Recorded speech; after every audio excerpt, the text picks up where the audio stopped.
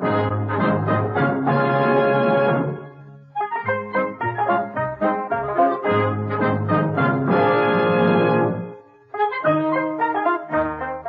just a moment, you'll hear James Stewart as the six-shooter, just one of the many great stars brought to you Sundays on NBC. Every Sunday, hear Hume Cronin and Jessica Tandy in The Marriage, Sir Laurence Olivier on Theatre Royal, Lawrence Tibbett with the Golden Voices, Helen Hayes, Frederick March, Rex Harrison, and Lily Palmer on the NBC Star Playhouse. All of them heard only on NBC. James Stewart as the six-shooter.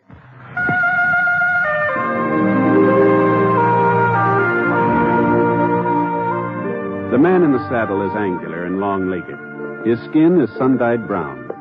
The gun in his holster is gray steel and rainbow mother of pearl, its handle unmarked. People call them both the six-shooter.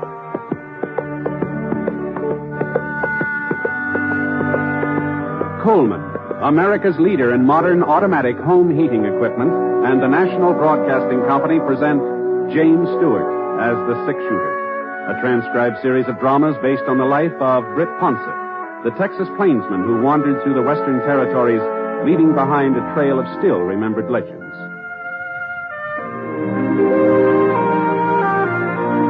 Now, in just a moment, immediately following this important announcement, you'll hear Act One of The Six-Shooter. Have you heard about the Joneses? They're going to Europe for 6 weeks. They'll start in England, then visit Holland, Belgium, France, and Italy. It'll be a wonderful trip, a lifelong dream come true. And someday, it can be your turn to do just as they did. Put your money where it will earn $4 for every $3 you invest in United States savings bonds. Start planning today. United States savings bonds can take you to Europe, too.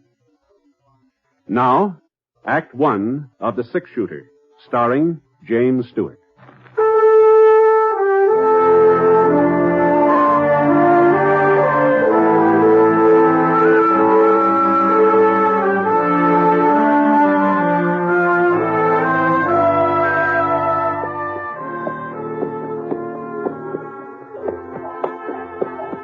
There were over 400 head in the McAdams herd, 400 white-faced Texas cattle, and only 3 of us to shove them along the trail to Abilene. But the McAdams boys had promised me a tenth of whatever the herd brought, so I signed on for the drive. And it looked like I was going to earn the money, too. There'd been a cloudburst the second night out. Well, it sounded like we might be heading into some more bad weather. The sky was all black and purple, and the wind began blowing up little balloons of dust. Thunder made the steers restless. They still remember that first storm. They didn't like the idea of going through another one. All right, come on now. Come on, cattle. Hi-ya. Hi, cattle. I can see the rain now. It hadn't hit us yet. It's still a couple of miles ahead, but I could see it real plain. Streaking down across the sky like little silver lines on a gray blackboard. In the canyon where we were, the sun was still shining. It gave me a sort of funny feeling. Rain and sunshine all at once, sort of like being two places at the same time. Bryce McAdams, he came pounding up from behind and reined up alongside of me and Scar. Oh, boy. What do you think, Britt? Well, if that wind don't change, we'll be getting wet inside of 15 minutes. Don't look like it'll change. No, afraid not. And I guess we might as well keep on going. It'll be easier to handle if we're out of this canyon when the storm hits. Yeah. I'll ride up until north. Okay. Norm! Hey! Yeah? Get the lead out. Keep moving. What's the hurry? Is weak enough for you? Do as I tell you. Stop beeping. Okay. Come on, move it. Norm will speed him up, Britt. I'm going back and see that there ain't no stragglers. Want me to give Norm a hand? No, I can handle it myself. It's about time he learned how. All right, you're the boss. Yeah. Just keep an eye on him, Britt. Sure. That lightning had hit a pine tree about 50 yards up the side of the canyon. And when it toppled over, it started a couple of boulders rolling down the side of the ravine toward us.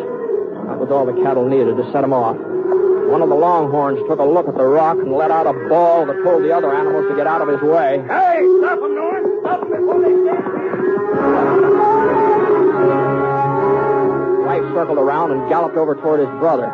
But Norm wasn't waiting for him. No. I saw him head up the slope of the canyon, and it looked to me like he didn't intend to stop anything. All he cared about was getting out of the way. So I dug my heels into Scar's flanks. We rode right into the middle of the herd. If I could split them in half, only part of them would tear loose, even in a stampede. Right was in front of the herd now. The lead steer turned off. A couple of more shots, and the rest of them followed. There we are. I knew there wasn't going to be any stampede. Not now, anyway. Rife had stopped him just in time. It's nice going, Rife. Somebody had to do it. Yeah. What happened to you? Horse bolted. Almost threw me. Yeah? Guess you were scared. The horse? That's what I said. Yeah. Well, here comes the rain. It looks like this is the tail end of it, though. Probably would have been more in a shower. We better keep moving anyhow. You take over up here, Britt. Norm will riding back with me. Sure. Your horse all right now? I guess so. Okay, let's go.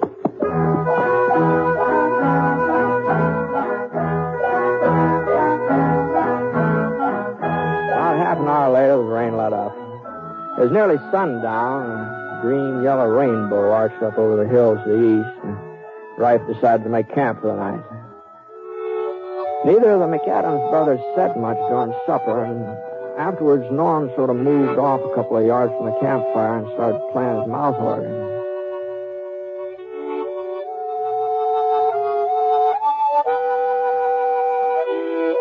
What you staring at, Rife? Huh? You heard me. I don't know what you mean. You've been watching me ever since this afternoon when my horse bolted. You've been looking at me the way you used to look when I was a kid and done something you thought was wrong. We almost had a stampede today, Norm. Almost. You was riding front, man. You was the one to stop it. I suppose you've never been on a horse that ran away with you. You was always able to handle that Palomino before. Why do you have to keep nagging? I'm no cattleman. I didn't want to come on this drive in the first place. It's our herd. It's your herd. It was up to me would have sold the ranch years ago. Yeah, maybe you're right. Maybe we ought to sell out. We'll talk about it when we get back home. Hold up a minute.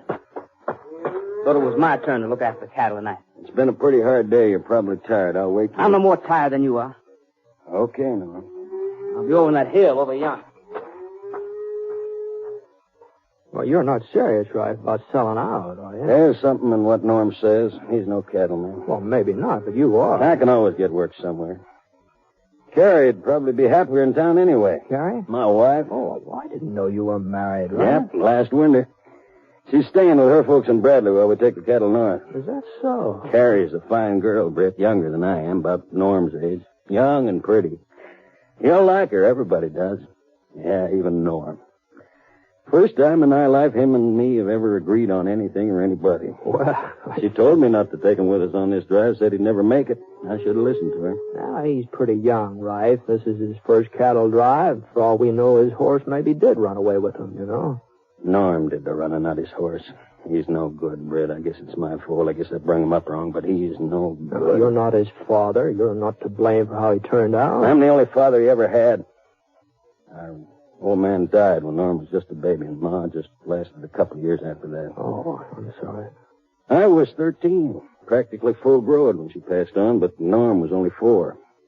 She made me promise I'd look after him, see that he got his schooling and a chance to mount to something. Yeah. Fire's almost up. Oh, here, I'll fix it. I sent him to school, bought him books, but he wouldn't stick it out. It was too much like work. That's his real trouble, Britt. He's lazy, he's selfish. Expects everything to be handed to him all tied up in a fancy ribbon. Like this afternoon, he wasn't afraid of the cattle. He just couldn't be bothered stopping them. He didn't care that much. Well, maybe he's had it too easy, right? Maybe if the chips are down, he'd surprise you. Maybe. Well, I'm not making the same mistake again. Not with my own kid. With your own, what? Yeah. Carrie's expected. He might be here by now, for all I know. Well, congratulations, Ryan. Thank you. I'll buy you a cigar and have... Yeah, all right. Oh, well, that's fine. Well, I guess maybe it's time to turn in, I think. I ain't very sleepy. I think I'll go up and... Well, see if Norm's all right. Oh, doggone it, Brady is my kid brother. Sure, I know, right? Sure. Good night. Good night. I banked the fire for the night and spread out my bedroll. The moon came up, full moon, kind of a moon you ought to have after a rain. I stretched out flat.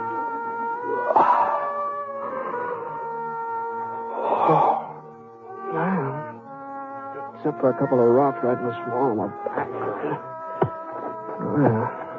Well, I felt about as comfortable as a man has a right to feel.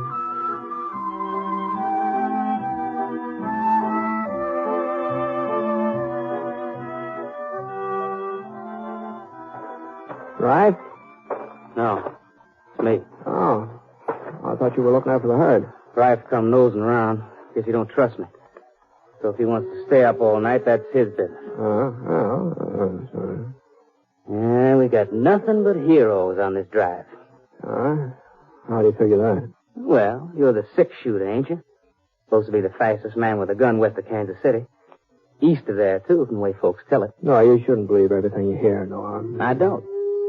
I don't believe you're any faster with a gun than the next man. Probably not. I don't believe you're any faster than me. See that white rock over there? Well? You're good. Go ahead. It's your turn. Well, I'm afraid I'm sort of out of practice of shooting at rocks. I used to do it, but I haven't tried it recently. What do you mean by that? I'm still a kid? I didn't mean anything. You're a good shot. Now, good night. Maybe you think it was an accident I hit it. I hit it. I can do it again. There.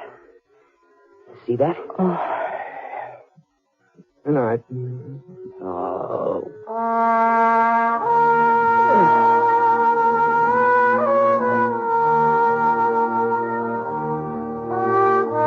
ground was kind of damp and cold all night, but it didn't keep me from sleeping.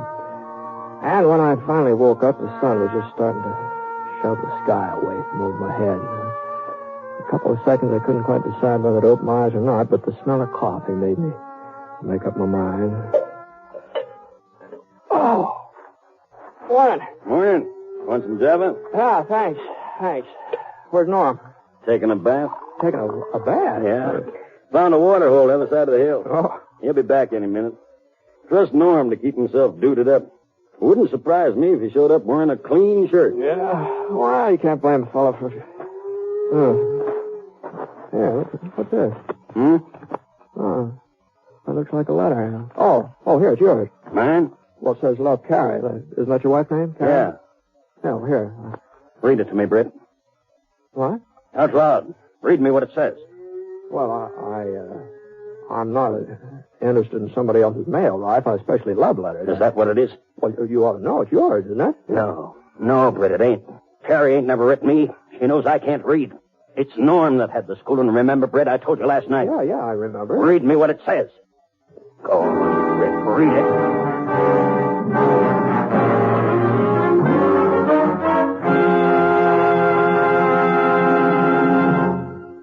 We'll return to James Stewart as the six-shooter in a moment. First, a word from Coleman, America's leader in modern automatic home heating equipment. You'll be glad this winter you bought a Coleman heater this fall.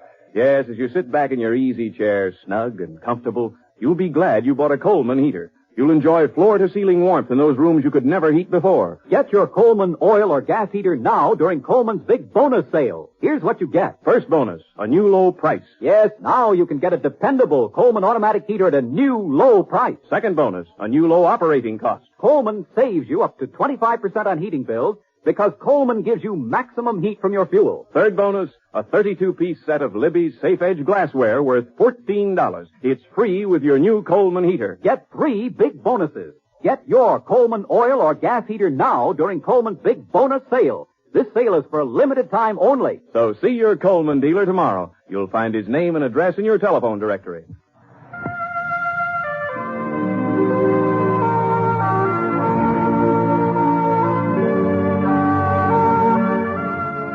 Now, Act Two of The Six-Shooter, starring James Stewart as Britt Ponsett. The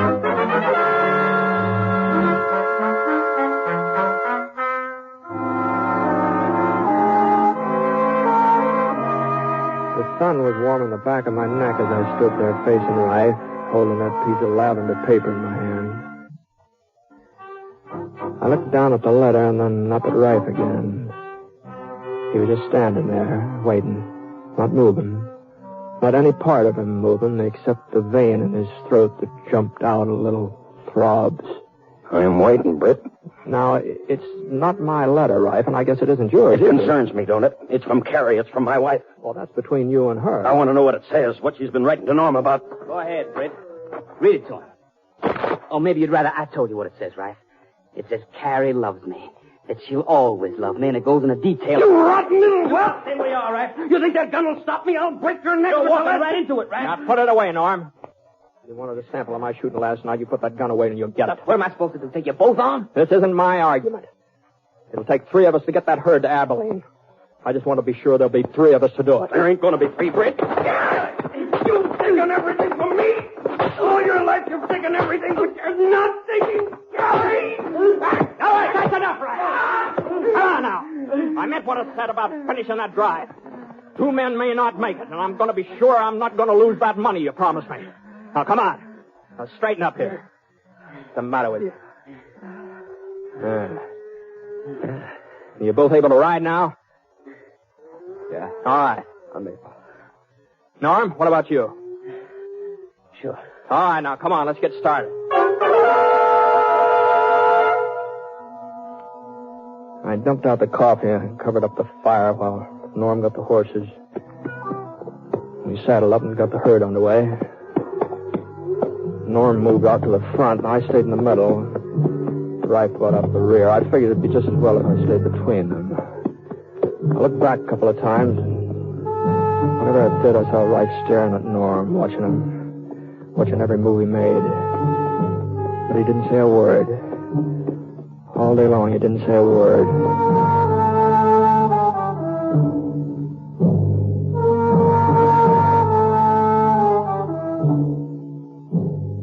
And then at supper time, Rife, he sat off one side, just pecking at his food. I noticed there's nothing wrong with Norm's appetite, though. Any more beans? Yeah, it looks like you finished them up, Norm. Oh? You're kind of hungry tonight, huh? Why not? Just a kid still doing my growing. At least that's what some people think. Uh-huh. Well, as long as you're so full of energy, maybe you wouldn't mind looking after the cattle, huh? Huh? Well, you missed your turn last night, didn't you? Say, you taking over this outfit, Ponce? No. Just a suggestion. I guess somebody's got to run things. Don't look like my brother's holding a very tight rein. See you in the morning. Yeah. Come on, Rife. How about some shut-eye? Okay. Good night. Night. I waited till Rife dropped off, and I closed my eyes. I didn't sleep very long, though. About an hour later, something woke me up. At first, I thought it was a coyote. And then I saw Rife edging off through the brush. You going somewhere, Rife? Huh? Coyote woke you up, too, huh? Yeah. That gun ain't gonna do much good if you're figuring on killing it, Rife. What do you mean? It's empty, Rife. You ain't got no right to interfere. Oh? I'm just thinking about that 10% of the herd. I'm going to kill him, Britt. You can't stop me. Nobody can. He's your brother. No, he ain't. Not anymore. Would a brother do what he did to me? I ain't never had anything I could really call my own. If he wanted something, he took it. I never stopped him. But Carrie is my wife. She belongs to me, and this time I'm going to stop him. Oh, hadn't you better wait and talk it over with her? I waited too long already. Why do you think she didn't want Norm to go with us on this drive? It wasn't because she was afraid he'd never make it. She wanted him there, with her. And at a time like this, which is... Easy now, Rife. Probably want to take over the baby, too, when it comes along. No, come on now. You've got to get some sleep now. You'll feel better in the morning. Come on now. No, I won't feel better in the morning, Britt. I won't feel no better until I'm even with him.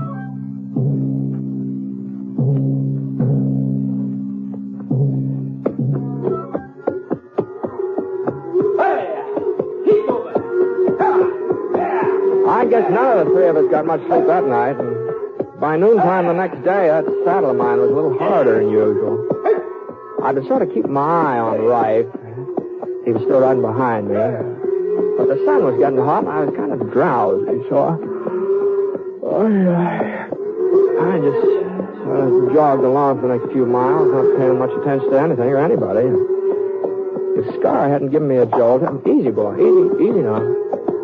I wouldn't have looked around, and I wouldn't have seen that we were coming into a gorge. It was very narrow, barely wide enough for the herd, and the rock walls jutted up at a sharp angle, too steep for a horse to climb.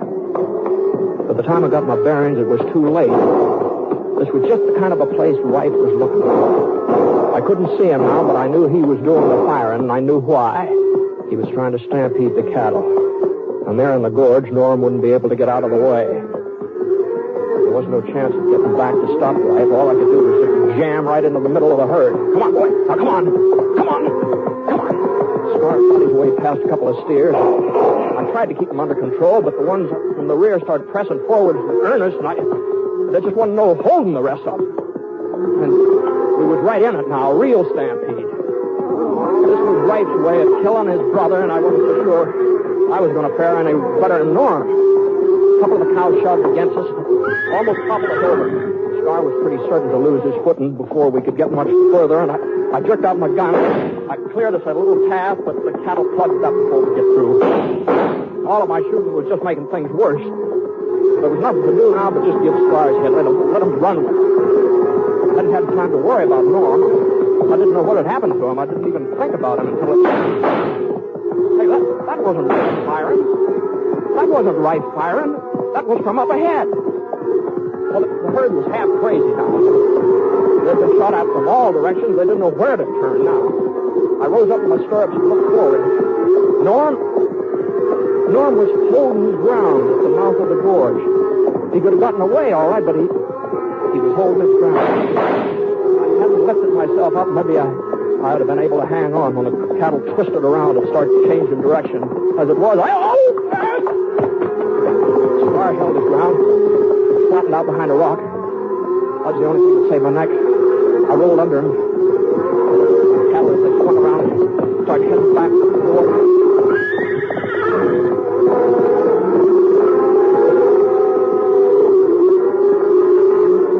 In a couple of minutes, I was in the clear.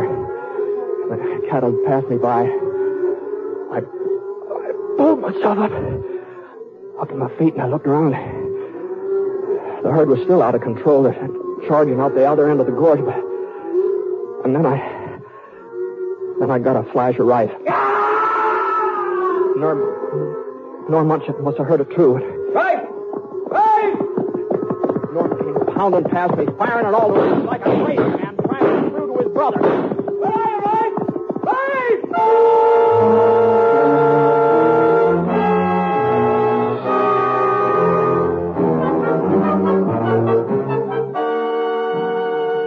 The herd had moved on almost out of sight now before I saw Rife again.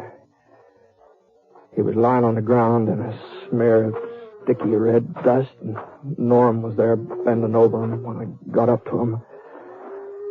You all right, Rife? I started him, Norm. I figured you'd try to get out of the way, but you didn't run. You stopped him. He stopped him, didn't he, Britt? Yeah. I didn't mean for him to turn on you, Rife. I swear I didn't. I know that. I know that. I saw you trying to get through to me. Why did you want to help me, Norm? I started them so they'd kill you. Why did you want to help me? You're my brother. You're all I've got, all I've ever had. You hear that, Britt? You don't hate me? Rife, listen. About Carrie. About that letter.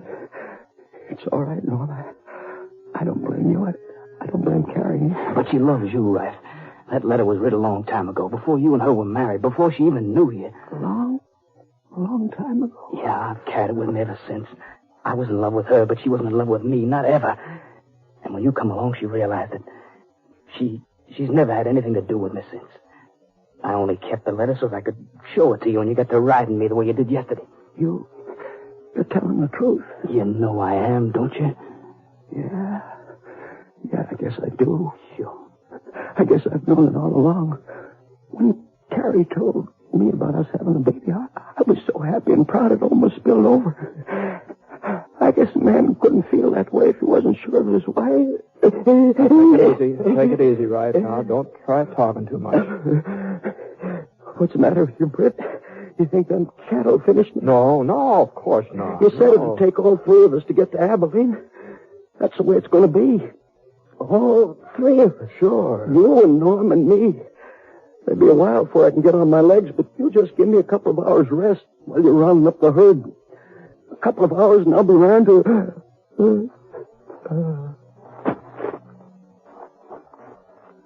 Life.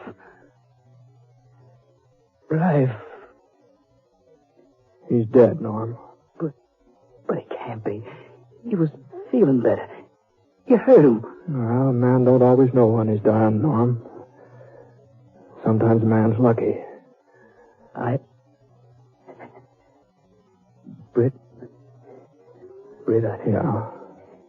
It's only kids that cry, ain't it? I guess this makes me a kid.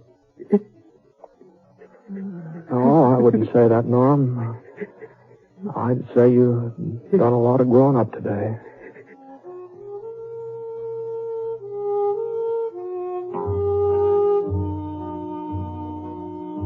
We buried Rice there at the mouth of the gorge and went off to round up the cattle again. We managed to find most of them, and about a week later we hit Abilene. All during that week, I kept wanting to ask Norm about that letter from Carrie, if it was true what he told Rice, if it really had been written a couple of years ago. But somehow, I don't know, the subject never came up. Leastwise, I never found a good time for bringing it up. Besides, it really wasn't any of my business.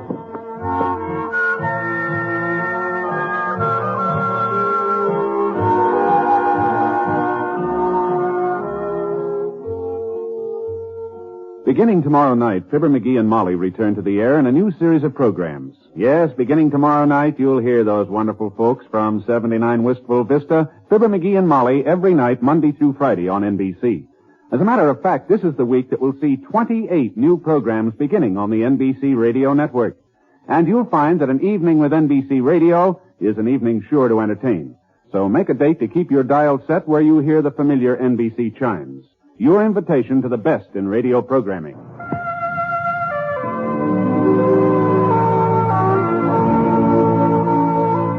Coleman, America's leader in modern automatic home heating equipment, and the National Broadcasting Company have presented James Stewart as the six-shooter. Mr. Stewart may currently be seen in the Universal International picture Thunder Bay. Others in the cast were Lou Merrill and James McCallion. The Six-Shooter is an NBC Radio Network production in association with Review Productions and is based on a character created by Frank Burt, and today's transcribed story was written by him.